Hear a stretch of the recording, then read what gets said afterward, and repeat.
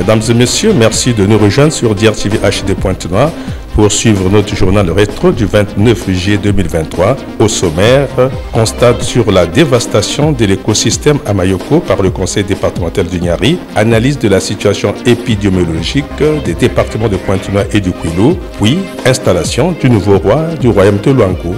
Mesdames et messieurs, bienvenue à tous.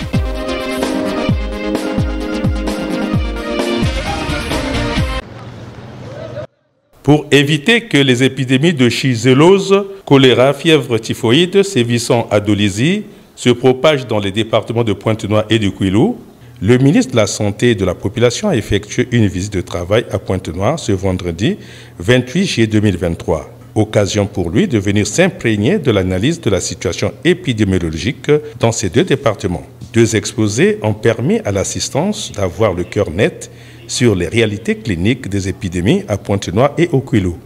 Celui du directeur départemental de la population Pointe-Noire-Kwilu, justifiant les échantillons des cas de maladies enregistrés. Nous avons suspecté que ce sont 18 cas, dont 25 cas de la chigellose, dont 53 cas de la salmonellose. Mais malheureusement, on a déploré 8 décès, mais ces décès souvent ce sont des décès post-opératoires liés avec une septicémie. Lorsque nous avons suspecté nos premiers cas, nous avons fait des prélèvements, nous avons envoyé au laboratoire national, mais les premiers résultats, on a reçu les deux premiers résultats qui nous ont documenté une salmonellose et une shigellose.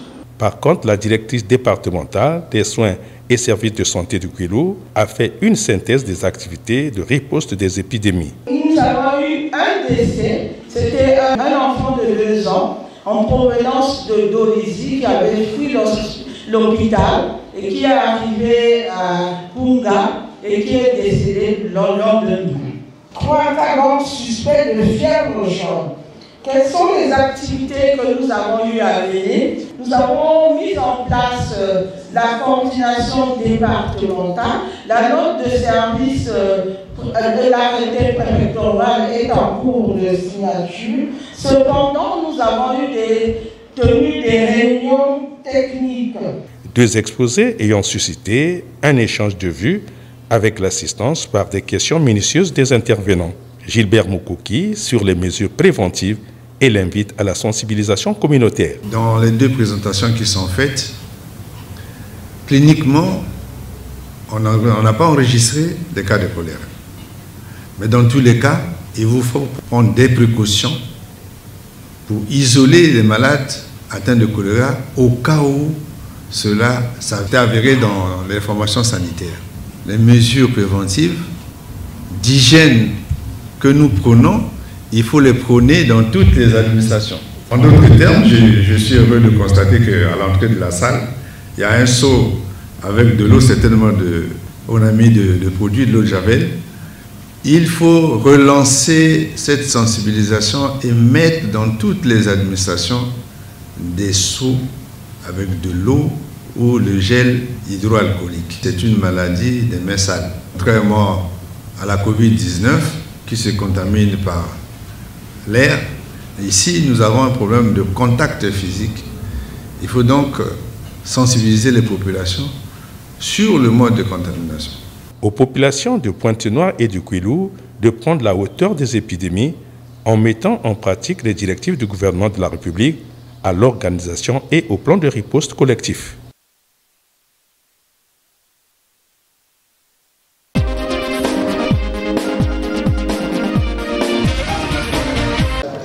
Devant les cas observés de l'épidémie chizellose et la résignation des malades à se faire consulter dans les structures de santé, le directeur départemental des soins et services de santé du Niari, le docteur Martin Inana, porteur d'un message de sensibilisation sur l'épidémie, a fait une descente dans les quartiers Bas-Congo 1 de Dolisie. Une occasion qui lui a permis de demander aux chefs de quartier et de blocs d'être les relais communautaires de la chaîne de l'épidémie. Il est revenu sur les symptômes de la maladie avant de faire un appel à une sensibilisation de proximité. On ne se lave pas les mains avant de manger. On mange les grillades en désordre. Nos latrines sont mal entretenues. Nous buvons une eau qui n'est pas bonne. Après les toilettes, nous ne lavons pas les mains. Notre eau que nous buvons, parfois nous buvons l'eau des sources, parfois l'eau des puits, l'eau des forages, l'eau de la pompe. De toutes ces eaux-là, nous n'avons pas l'assurance sur la qualité de ces eaux. Nous ne savons même pas qu'il faut d'abord bouillir avant de boire cette eau. Nous la buvons comme ça.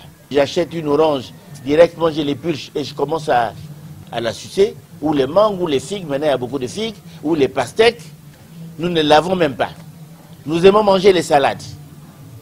On achète les laitues, on achète les tomates, on ne nettoie pas, on mange. C'est ça.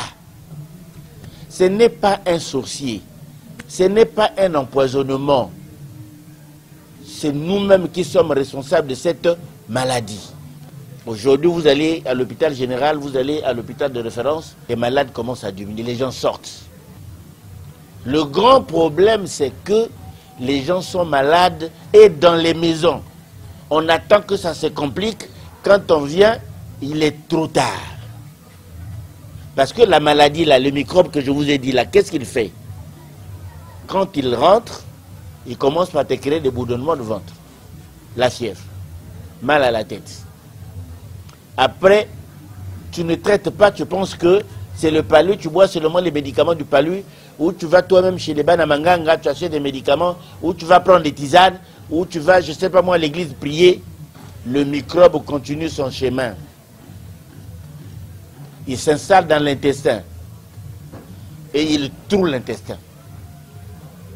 Au lieu que les selles sortent par là, les selles commencent à rentrer dans le ventre partout. À ce moment-là, vous touchez le ventre, la personne commence à crier.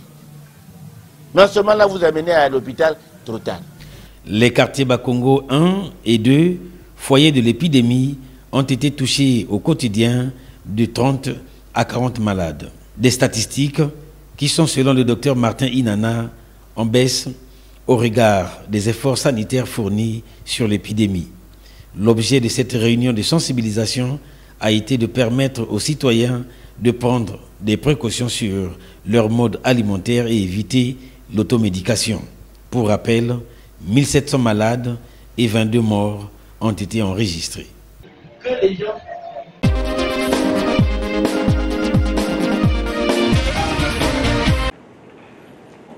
En mémoire de l'ancien ministre Martin Parfait Aimé Kousouma Vongo, érudit du secteur maritime, il s'est ouvert ce vendredi 28 juillet 2023 à Pointe-Noire la deuxième édition du colloque scientifique international.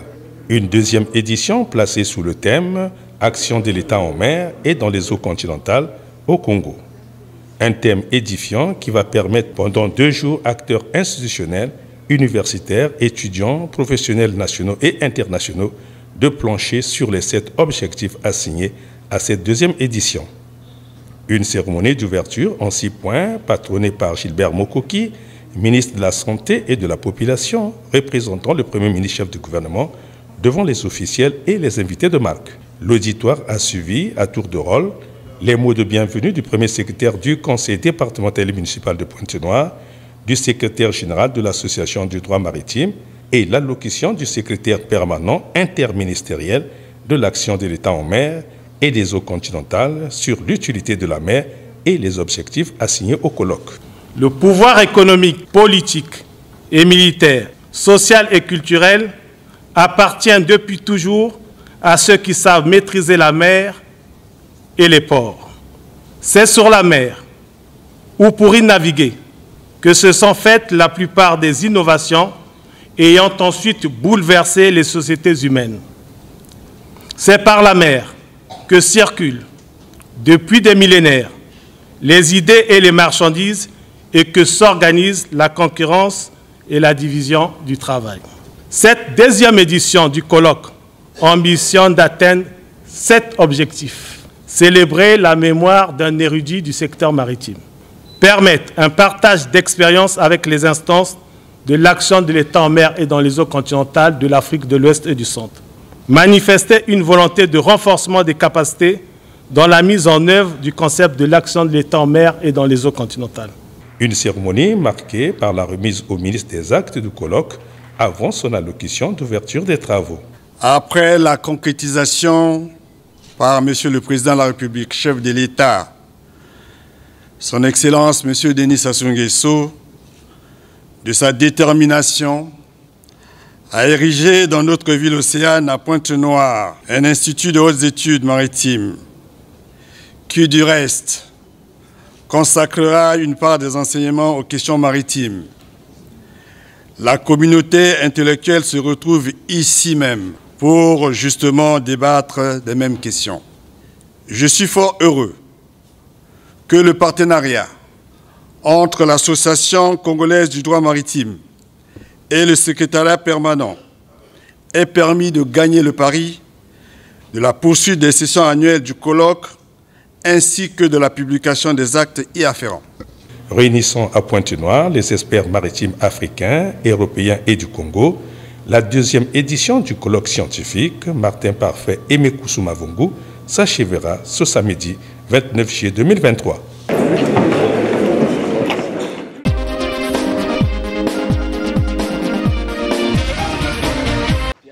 Pour apaiser les populations de la sous-préfecture de Mayoko désemparées par la destruction de leur écosystème, une délégation conduite par le président du conseil départemental du Niari, Armand Modi Mafumbu, est descendue la semaine écoulée dans cette localité où une société chinoise exploite de l'or. Là où c'est devenu une vasière, là, c'était le lit normal. Le lit normal, c'est ça. Donc au milieu, là. Là, ce que vous voyez là, ça c'est le lit normal de la rivière. Seulement, il ressort du constat amer fait par les techniciens et le conseil départemental du Niari la destruction de l'écosystème, mais aussi le sabotage et le non-respect de l'emprise du chemin de fer Congo-Océan. À l'actif de cette dévastation de l'environnement, la société chinoise Zhongying. Le président du conseil départemental du Niari, très choqué, dénonce cette mauvaise pratique. Au jour d'aujourd'hui, le gouvernement de la République a fait de la réhabilitation du chemin de fer un véritable défi.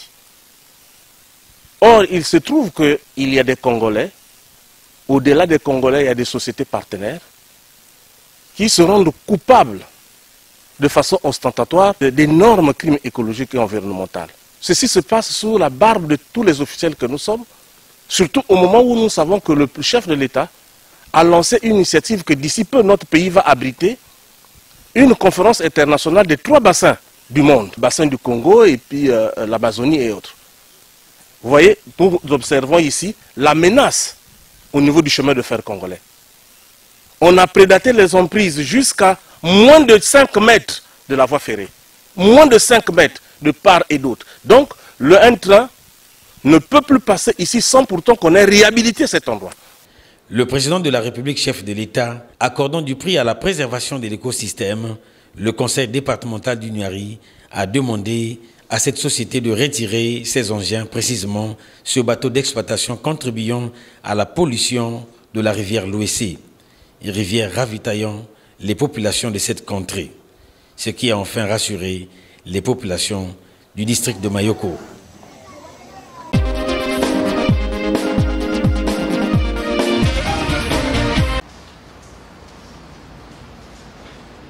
Les épreuves écrites du concours d'entrée en classe de 6e au lycée d'excellence de Mbunda et d'Oyo se sont déroulées dans le département du Kwilu à l'école primaire Raymond Zéphirin de Luango, comme sur le reste du territoire national congolais ce mardi 25 juin 2023.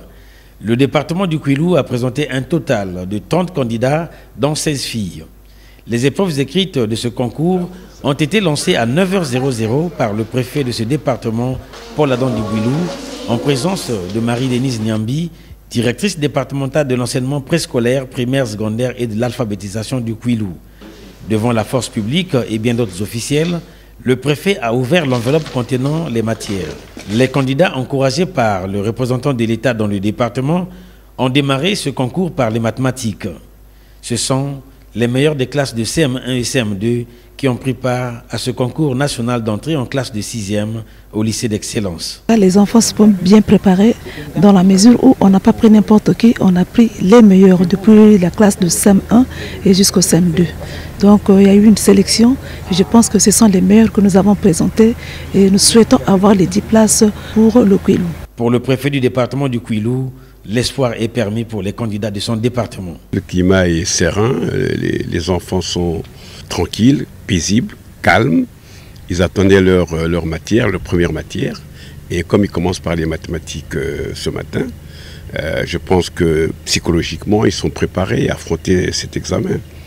Mais ce que je vais dire au-delà de cela, c'est que nous avons espoir cette année, ces dernières années, pour les enfants du Kouilou, les élèves notamment, qui n'arrêtent pas d'échafauder dans les firmaments des résultats. Nous étions 2e au CP, 2e au bac, et ce matin sur le concours de Mbunda, ils sont 30.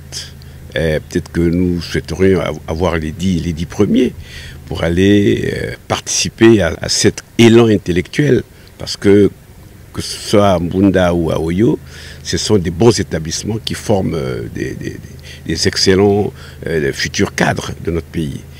Pour votre gouverne, l'année dernière, le département du Kouilou a obtenu 7 places sur les 10 qui lui revenaient.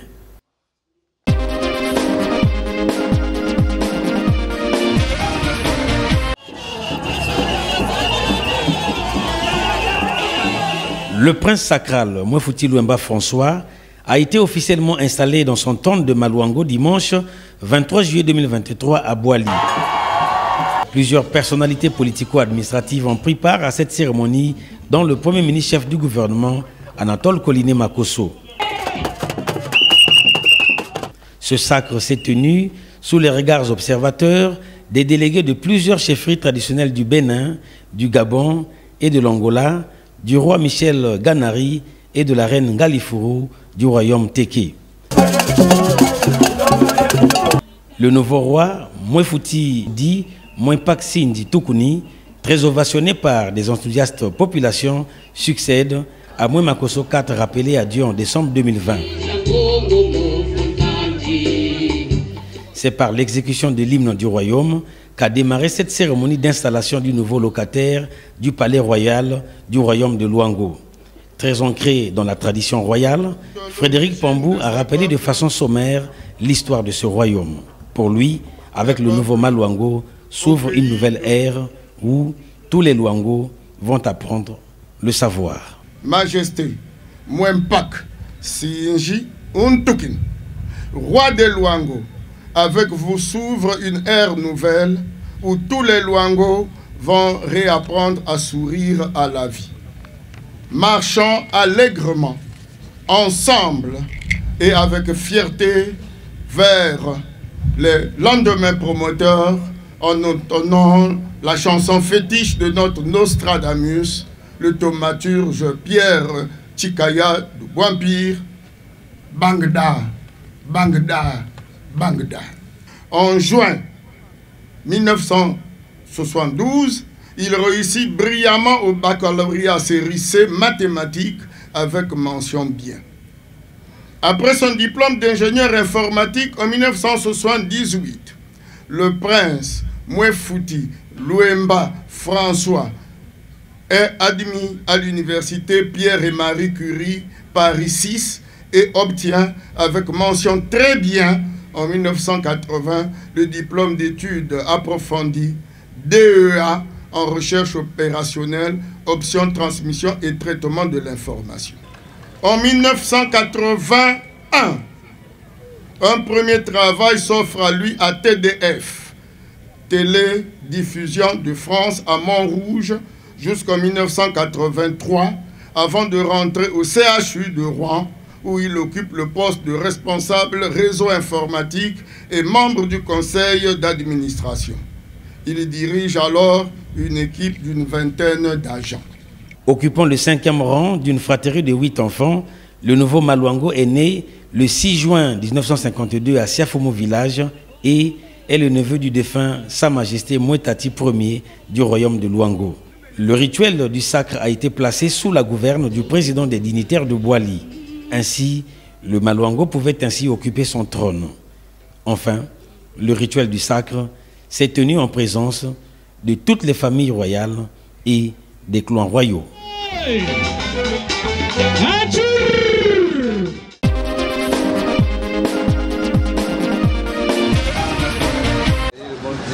Après la remise des dons divers à l'hôpital de référence de Dolisie, offre des honorables Honoré Saï et Jérémy Lissouba, sans répit, les députés Jérémy Lissouba, a effectué le même 22 juillet 2023 une ronde dans les structures sanitaires de la ville de Dolisie. Randonnée partie du CSI numéro 7 Maribouanga de Ntila avec pour point de chute le centre de santé intégré numéro 6 Congo africain. Partout, l'élu de la deuxième circonscription de Dolisie a eu des éclairages sanitaires des techniciens pour comprendre l'évolution clinique de l'épidémie. Une ronde bien accueillie par les parents des malades et le corps médical. Chaque jour, il y a des morts. On nous dit que non, c'est l'eau, oh, la nourriture, on ne sait pas. Qu'est-ce qui se passe? On se demande qu'est-ce qu'on doit faire. Et l'État doit voir ce problème-là. S'il s'agit de l'eau, l'eau que nous buvons, par exemple, le Bomo est maintenant au milieu de la ville. Partout, il y a des maisons. La saleté qu'on jette là-bas, ça peut aussi, l'eau aussi, peut être infectée. Même si on dit que non, l'eau qui coule n'a pas de microbes, moi je dis non. C'est archi faux, parce qu'il y a toujours des microbes. Malades qui viennent avec des fortes fièvres, des maux de ventre, et parfois après quelques jours, il y a l'anémie qui s'installe et la fatigue. Maintenant, les cas que nous avons à la mesure, nous traitons sur place.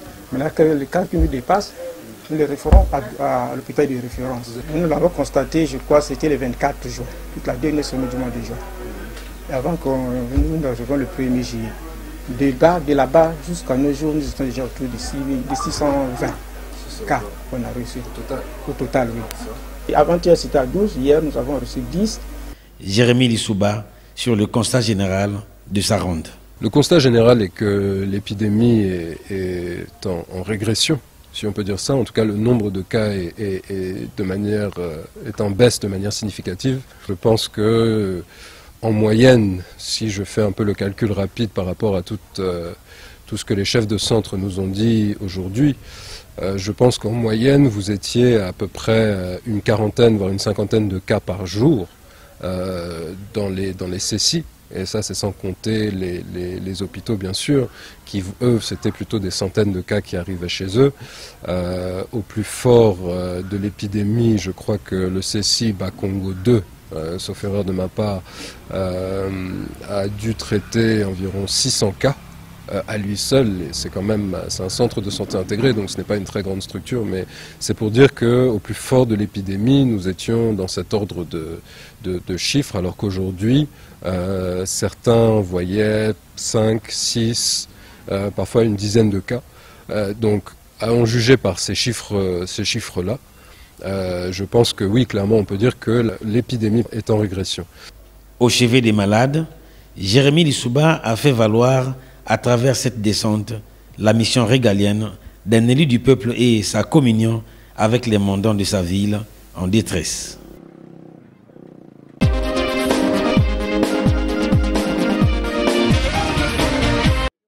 La session inaugurale du Conseil départemental de la santé du Kwilu s'est tenue du 25 au 26 juillet 2023 au siège de ce même département. Les travaux de cette session ont été ouverts par le préfet du Kwilu, président du dit conseil, assisté du docteur Jean-Martin Mabiala, représentant du ministère de la Santé, et du docteur Chantal Portela, directrice départementale des soins et services de santé au Kwilu. Les sous-préfets, la force publique et bien d'autres ONG ont pris part aux travaux de cette session tenue grâce à l'implication de l'Organisation mondiale de la santé, partenaire idéal de l'État congolais.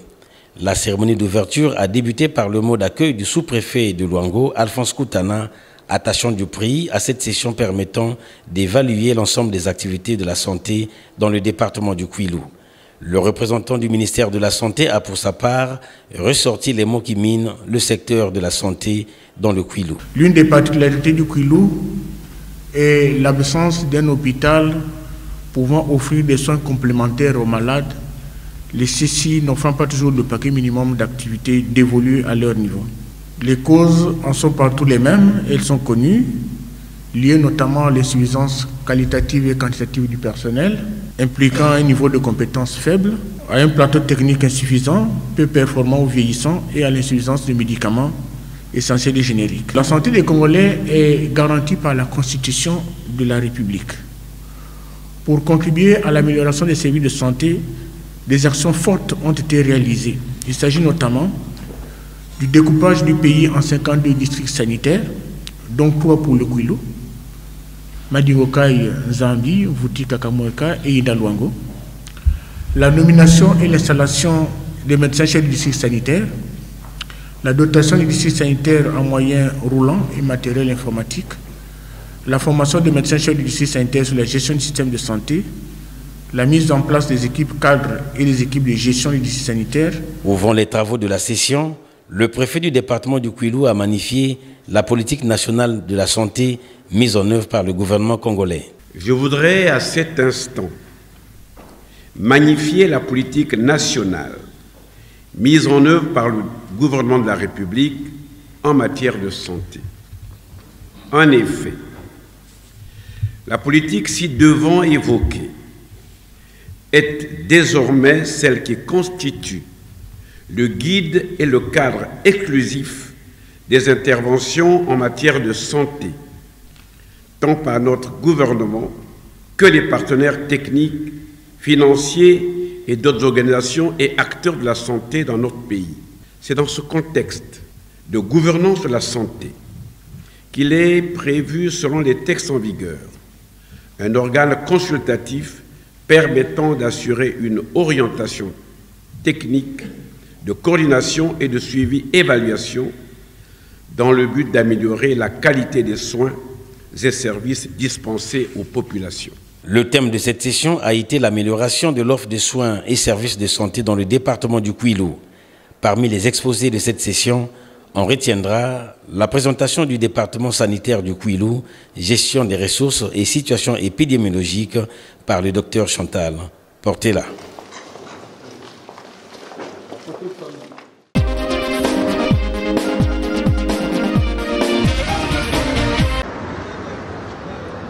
Morgue municipale de Dolisie, affluence inhabituelle le mercredi 26 juillet 2023. Ici, 5 personnes rappelées à Dieu des suites de l'épidémie de schizellose, le choléra et la fièvre typhoïde ont été portées en terre au cimetière de Moulende. À la cérémonie relative au recueillement, le président national de la gestion du Fonds de la solidarité des filles et fils de Dolisie, Jean-Aimé Mavungu, était présent. Présence signalée également à cette cérémonie de la ministre des Affaires sociales, de l'Action humanitaire et de la solidarité, Marie-Cécile Mboko-Kimbatsa, et du préfet du département du Niari, Gilbert Mwanda, et de bien d'autres officiels de la ville de Dolisie et du département du Niari. Pour soutenir les familles en détresse causées par cette épidémie, le ministre d'État, Pierre Mabiala, citoyen d'honneur de la ville de Dolisie, avait réuni le mardi 18 juillet 2023 à Brazzaville des filles et fils de Dolisie en vue de mettre sur pied un fonds de solidarité. Pour rappel, le 20 juillet, la cellule nationale des filles et fils de Dolisie, comptant pour la crise sanitaire, avait remis un lot de médicaments avant de procéder à l'inhumation de ces Dolisiennes et Dolisiens victimes de cette épidémie. Sur cette crise sanitaire, le président national de la gestion du Fonds de la solidarité des filles et fils de Dolisie. Après la donation en médicaments, la commission de gestion du Fonds de solidarité des filles et fils de Dolisie s'engage aujourd'hui à organiser les obsèques de leurs frères ainsi décédés. La guerre que vient de déclencher ce microbe n'est pas encore à sa fin. Mutualisons nos forces pour goûter la riposte. Nous tenons ici à remercier de vive voix toutes les filles et fils de Dolisie qui ont apporté et qui continuent à apporter de près ou de loin leur apport multiforme dans le cadre de la lutte contre cette crise sanitaire.